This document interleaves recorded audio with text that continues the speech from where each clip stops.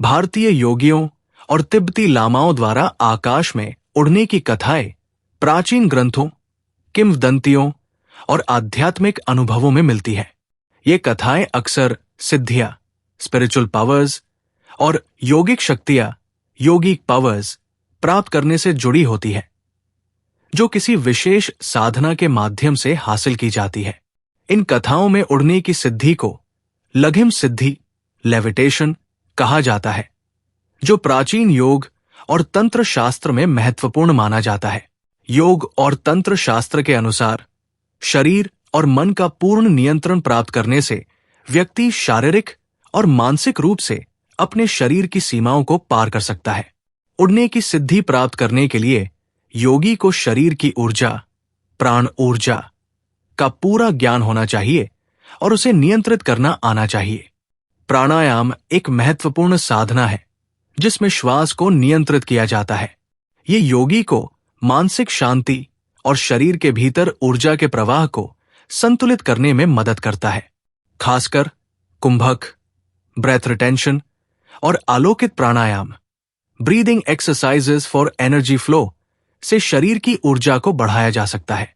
ध्यान, मेडिटेशन, ध्यान की गहरी अवस्था में पहुंचकर साधक अपने शरीर को ऊर्जा से भर सकता है। ध्यान से मन की एकाग्रता और मानसिक शक्ति इतनी प्रबल हो जाती है कि वो शरीर के भार को कम करने में सक्षम हो सकता है। लघिम सिद्धि योगियों और तंत्र साधकों द्वारा प्राप्त एक ऐसी दिव्य शक्ति है जो उन्हें अपने शरीर के वजन को नियंत्रित करने और हवा में उड़ने की क्षमता देती है। इस सिद्धि के लिए कुछ खास साधनाएं की जाती थी, जैसे प्राण शक्ति का नियंत्रण।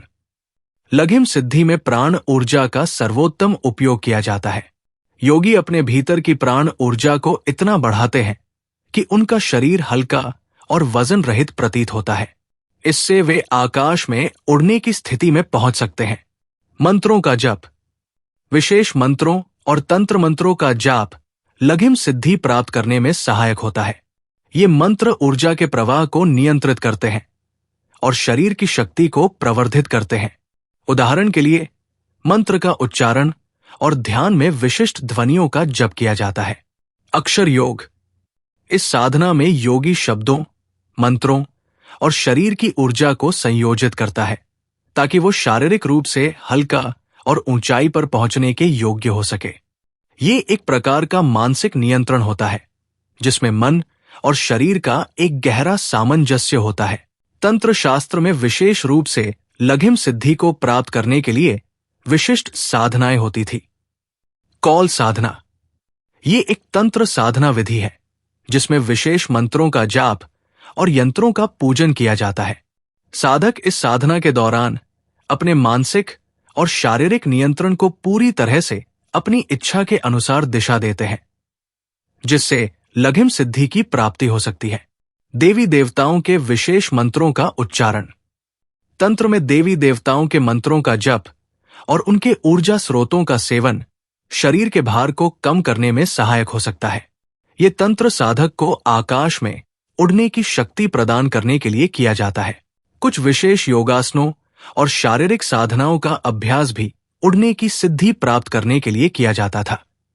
इनमें शरीर की शक्ति और लचीलापन बढ़ाने के साथ साथ मानसिक शक्ति का भी विकास होता है। उज्जाई प्राणायाम, ये एक प्रकार का श्वास नियंत्रण है जिसमें श्वास की गति को धीमा और स्थिर किया जाता है। इससे शरीर के भीतर की ऊर्जा प्रवाहित होती है और व्यक्ति को हल्का महसूस होता है।